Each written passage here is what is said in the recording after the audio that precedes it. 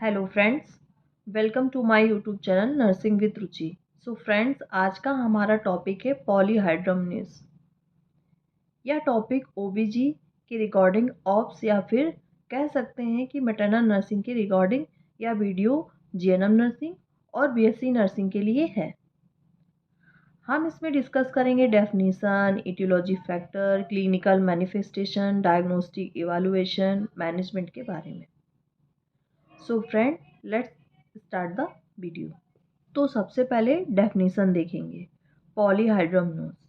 Poly means as you know that it refer to excessive of something. में hydramnios यहाँ पर मतलब है एमनियोटिक फ्लूइड के लिए रिफर किया जाता है। तो polyhydramnios such a condition and pregnancy where the liquid amnii, या जिसको हम एमनियोटिक फ्लूइड कहते हैं, जो वॉल्यूम है वो बहुत ज़्यादा हो जाता है। अब ये बहुत ज़्यादा के लिए स्टैंडर्ड एक मेजरमेंट दिया गया है, दैट इज़ अबव 2000 ml। सो अगर 2000 ml से ज़्यादा मदर के प्रेगनेंसी के दौरान इस रेट के ऊपर अगर हो जाता है एमनियोटिक फ्लूइड का वैल्यूम, दैट इज़ कॉल्ड पॉलीहाइड्रमनेस। सो ये तो हुआ एनाटॉमिकली। क्लिनिकली अगर हम बात करें तो कोई भी वुमेन किस तरीके का कंप्लेन करेगी, कब कैसे उन्हें पता चलेगा, या किस कंप्लेन के साथ किसी गायनी डॉक्टर के पास आएगी। जब पॉलीहाइड्रोमनोस होगा तो उसको क्लिनिकली यहाँ पे डिफाइन कर रखा है कि एक्सेसिव एक्यूमुलेटिंग ऑफ लाइकर एमनियाई या फिर amniotic fluid causing discomfort to the patient. So that is one point where the pregnant mother come with the complaint to the concerned physician and तब test कराने पर पता चलता है the mother having polyhydramnios. Okay, so this is about the definition part. So next पढ़ेंगे cause, जिसकी वजह से पॉलीहाइड्रोमनोस होता है। तो सबसे पहले हम फीटल एनोमलीज के बारे में बात करेंगे। फीटल एबनॉर्मलिटीज में जो सबसे पहले लिखा है दैट इज एनेन्सेफली। एनेन्सेफली जो है वो कंडीशन जब ब्रेन, स्कल, स्कैल्प, ये जो चीज़ें हैं ये पूरी तरीके से डेवलप नहीं हो पाती हैं किसी भी तरीके से न्यूरल ट्यूब डिफेक्ट की वजह से, जो उस कंडीशन को कहते हैं एनेन्सेफली। जो एनेन्सेफली के साथ जो बच्चे पैदा होते हैं उनमें कई तरीके की प्रॉब्लम देखे जाते हैं, या तो ब्रेन पूरे डेवलप नहीं होता या कुछ एरिया तो सर का वहाँ स्कैल्प नहीं होता। सो स्कैल्प, ब्रेन, इनमें किसी तरह का जो अंडर डेवलपमेंट है उसको हम एनेन्सेफली कहते हैं। It is one of major type of congenital abnormalities. So एनेन्सेफली की वजह से पॉलीहाइड्रोमनिस इस तरीके से होता है कि जो मेनिंजो लेयर है उसमें जो डीजनरेशन होगा उसके अस्कल्टेशन की वजह से ये जो लाइकर एमनियाई हैं वो बढ़ता जाता है। ओके, सो इसी तरीके से सेकेंड डिसऑर्डर है that is open spina bifida. जो ओपन स्पाइना बाइफिडा होता है, जैसे हमने बोला एनेन्सेफली में, it is related to brain, skull, scalp. यहाँ पर स्पाइना बाइफिडा में इट इज स्पाइनल कॉर्ड का पूरी तरीके से डेवलप ना होना, और अगर वो ओपन है means you can see the filtration है, that is open spina bifida. So open spina bifida में भी सेम इसी तरीके से होता है। सेम इसी तरीके से मेनिंजल मेम्ब्रेन में से फ्लूइड सिवेशन होता है, वैसे स्पाइनल मेम्ब्रेन में भी हो सकता है। That can also lead amniotic fluid then oesophagus duodenum atresia. So oesophagus duodenum atresia में मतलब degeneration that is related to duodenum intestine part, या फिर एसोफेगस की वजह से पॉलीहाइड्रोमनोस होता है। क्योंकि बेबी जो है ऑन एवरेज क्या करते हैं, जो एमनियोटिक फ्लूइड है उन्हें सॉलो करते हैं। So that is the way this amniotic fluid absorb in the body. So ये जो ऑब्जर्वेशन है वो सोलोइंग के थ्रू है, लेकिन जब ये सोलो कर देते हैं then that become then excessive excrete through the urine. So the cycle follows.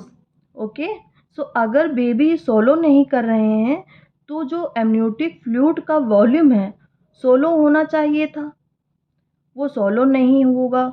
अगर सोलो नहीं होगा तो ऑटोमेटिकली एमनियोटिक फ्लूइड का वॉल्यूम है वो ज़्यादा रहेगा।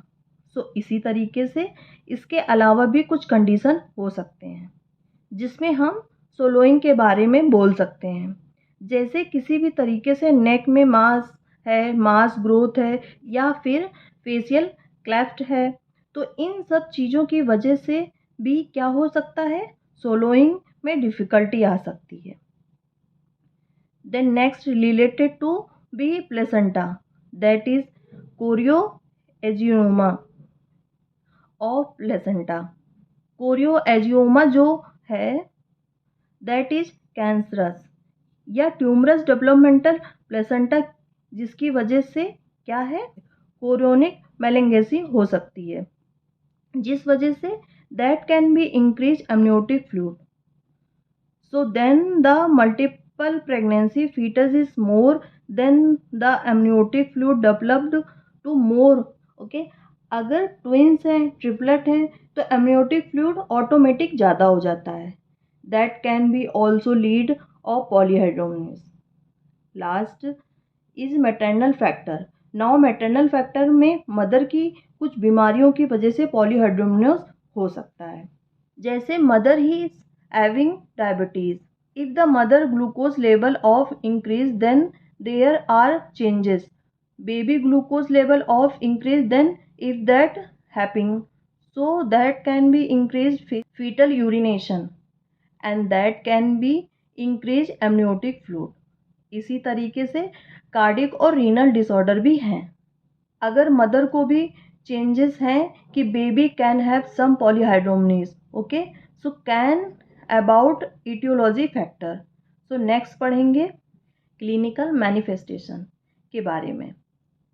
नाउ क्लिनिकल मैनिफेस्टेशन के बारे में बात करेंगे तो नाउ वूम में बहुत ज़्यादा अमनियोटिक फ्लूइड है तो ऑटोमेटिकली मदर बहुत डिस्ट्रेस फील करती है। स्ट्रेस के जो सिम्टम्स हैं वो डिज़निया है, ब्रीथ करने में जो कार्डियक पल्मोनरी का जो कॉम्प्रेशन है वो बहुत ज़्यादा हो जाता है, वो ऊपर की तरफ बहुत ज़्यादा कंप्रेशन हो जाता है, जिसकी वजह से वो ठीक से ब्रीथ नहीं कर पाती है। इसी वजह से एक्सेसिव जो फ्लूइड है उस वजह से कार्डियक वॉल्यूम है उसमें भी बहुत फ़र्क आता है, जिस वजह दैट कैन बी इंस्टिटेशन, जहाँ पर पाल्पिटेशन फील हो रहा है मदर को एक्सेसिव फ्लूइड की वजह से मदर को एडिमा होने के चांसेस है मदर में। देन जब हम एब्डोमिनल एग्जामिनेशन करते हैं तो हम देखते हैं कि जो एब्डोमेन है वो बहुत ज़्यादा इनलार्ज्ड है, जितना टाइम ऑफ प्रेगनेंसी उससे ज़्यादा इनलार्ज्ड है, बहुत ज़्यादा गोल दिखता है।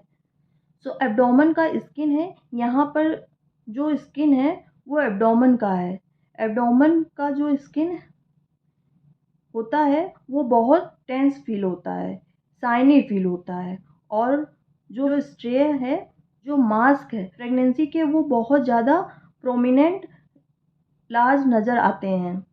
सो अगर हम यूट्रस के हाइट की बात करें तो वो पीरियड ऑफ प्रेगनेंसी से काफ़ी ज़्यादा है। अगर हम बात करें 6 मंथ ऑफ प्रेगनेंसी में है तो शायद जो उनका यूट्रस है 6.5 या 7 मंथ जितना बड़ा दिखने लगता है because of the excessive amniotic fluid. So अगर हम पाल्पिटेशन करके देखते हैं, पाल्पिटेशन के दौरान फीटल हार्ट रेट जो है वो डिस्टेंटली सुनाई नहीं दे पाता है because that is the excessive fluid, and जो फ्लूइड रस हो रहा है यूट्रस के अंदर ही अंदर।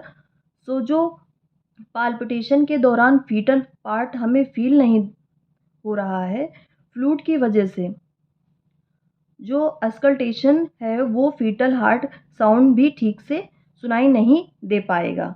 ऐसा नहीं है कि फीटल हार्ट साउंड प्रेजेंट नहीं है, प्रेजेंट होगा, लेकिन इतना सारा एमनियोटिक फ्लूइड है आसपास बेबी के कि आपको जब पाल्पिटेशन करते हैं या जब आप अस्कल्टेशन करते हैं तब आपको इस फ्लूइड की मूवमेंट की वजह से fetal heart sound clearly rule out नहीं हो पाते हैं। सो नेक्स्ट पढ़ेंगे डायग्नोस्टिक इवैल्यूएशन। डायग्नोस्टिक इवैल्यूएशन में पेशेंट का सोनोग्राफी करके देखा जा सकता है।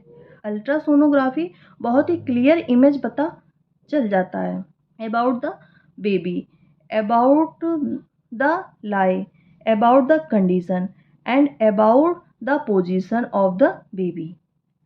Apart from that, the mother radiology can be done. Radiology that can be instruction 3D radio sonography.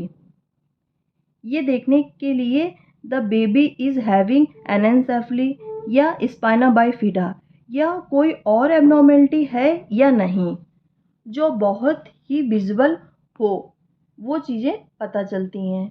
Next blood analysis करते हैं, उसमें ब्लड ग्रुप है, RH है, ये सब चीज़ें टेस्ट करा के देखी जाती हैं, क्योंकि कई बार ब्लड ग्रुप मिक्स मैच की वजह से या RH इनकम्पैटिबिलिटी की वजह से बेबी में माल फॉर्मेशन होने की वजह से पॉलीहाइड्रोमनेस के चांसेस हैं। And last amniotic fluid analysis. Amniotic fluid में जैसे फॉर वन इंस्टेंस बेबी को किसी भी तरीके का मेनिंजल एबनॉर्मलिटी है, जैसे एनेंसेफली है, ऐसा देखा जाता है कि उसमें से निकलने वाला अल्फा बीटा प्रोटीन जो है वो आपको एमनियोटिक फ्लूइड में मिलेगा। सो एमनियोटिक फ्लूइड का टेस्ट कराया जाए एमनियोसिंथेसिस करके। एमनियोटिक फ्लूइड का अगर एनालिसिस किया जाए तो उसमें अल्फा बीटा प्रोटीन वगैरह मिलता है, तो वी कैन रूल आउट कि baby some type of neural tube defect. So this all about of diagnostic evaluation. Next पढ़ेंगे मैनेजमेंट। मैनेजमेंट में हमने यहाँ पर स्कीमेटिक डायग्राम में प्रेजेंटेशन दिया है कि हम शॉर्ट फॉर्म में बात कर रहे हैं कि क्या करेंगे। Mother is having polyhydramnios. First of all, if the mother is polyhydramnios, will admit the mother, hospitalise her, we will check the blood glucose of the mother, will check the ABO and RH analysis and we will through ultrasonography. तो इसके बाद mother के दो condition हो जाते हैं कि जो फीटस है उसमें कोई भी एबनॉर्मलिटी नहीं पाया गया है तो हम इस चार्ट को फॉलो करेंगे। अगर फीटस में कोई एबनॉर्मलिटी है तो ये वाला चार्ट फॉलो करेंगे। सो जब मदर को एनालिसिस किया गया, पाया गया कि फीटस में कोई एबनॉर्मलिटी नहीं है, तब ये देखा जा सकता है कि दो कंडीशन हो सकते हैं। अगर फीटस में कोई एबनॉर्मलिटी नहीं है और जो मदर में है वो ट्रीटमेंट को रिस्पॉन्ड कर रही है, तो उस दौरान कंटिन्यू करने दिया जाता है प्रेगनेंसी को, और जो सिम्टम्स उसके हिसाब से ट्रीटमेंट दिया जाता है। सो ये बहुत माइल्ड सिचुएशन है और मदर की प्रेगनेंसी में कोई कॉम्प्लिकेशन नहीं है, लेकिन हम चेक करें और पाया जाता है फीटस में कोई एबनॉर्मलिटी नहीं है लेकिन मदर डिस्ट्रेस है, मदर में प्रॉब्लम है, mother is having severe dyspnoea, mother is having severe rod symptoms, then we have to see what will be do. So mother में डिस्ट्रेस है तो देखते हैं प्रेगनेंसी कितने वीक्स का है। 37 वीक्स से लेस प्रेगनेंसी है तो हम क्या करते हैं, एमनियोटिक फ्लूइड को रिड्यूस करने की थेरेपी करते हैं and will wait till the mother reached a safe period of pregnancy. लेकिन अगर मदर 38 वीक्स क्रॉस कर चुकी है तो हम पहले एमनियो फ्लूइड को रिड्यूस करेंगे and then will see if still the mother is having distress, then will give oxytocin drip and we will do it artificial rupture of membrane, that is ARM। और artificial rupture of membrane करने से baby बाहर आना start हो जाए और एक normal delivery के थ्रू बेबी आ सके। So this is all about no fetal abnormality। And what is fetus is having abnormality। Fetus में कोई abnormality है जैसे कि एनेंसेफली या ओपन स्पाइना बाइफिटा। आप देख रहे हैं देयर आर चांसेस बेबी और मदर दोनों में सीवियर प्रॉब्लम हो सकते हैं कि जितना भी प्रेगनेंसी हो चुका हो हम उसको कंसीडर नहीं करते हैं। तुरंत हम क्या करते हैं, उस प्रेगनेंसी को टर्मिनेट कर देते हैं। अगर बेबी लाइफ बच सके तो इट्स ओके, अगर बेबी लाइफ नहीं बच सके तो हम मदर की लाइफ को क्या देते हैं, प्रायोरिटी देते हैं, क्योंकि बेबी ऑलरेडी एबनॉर्मलिटी के साथ है। So there is no point of waiting for word. So ये हो सकता है आगे चल के इंट्रायूट्राइन डेथ हो जाए या इंट्रायूट्राइन ग्रोथ रिटार्डेशन हो जाए, जिसकी वजह से स्टिल बेबी आए तो हम मदर के लाइफ के साथ रिस्क नहीं लेते हैं। और वहीं पे जब पता चलेगा तभी हम क्या करते हैं, मदर की प्रेगनेंसी को टर्मिनेट कर देते हैं। सो टर्मिनेट करने के लिए भी give medication and cervical ripening service को राइप कर आर्टिफिशियल रप्चर ऑफ मेम्ब्रेन और ऐसे बेबी को डिलीवर करके निकाल दिया जाता है। तो ये था पॉलीहाइड्रोमनियस। अगर आपको इसमें से कोई भी पॉइंट समझ में नहीं आया है तो आप कमेंट करके पूछ सकते हैं। अगर आपको वीडियो अच्छी लगी है तो वीडियो को प्लीज़ लाइक, शेयर और चैनल को सब्सक्राइब करना ना भूलें। अब मिलते हैं नेक्स्ट वीडियो में।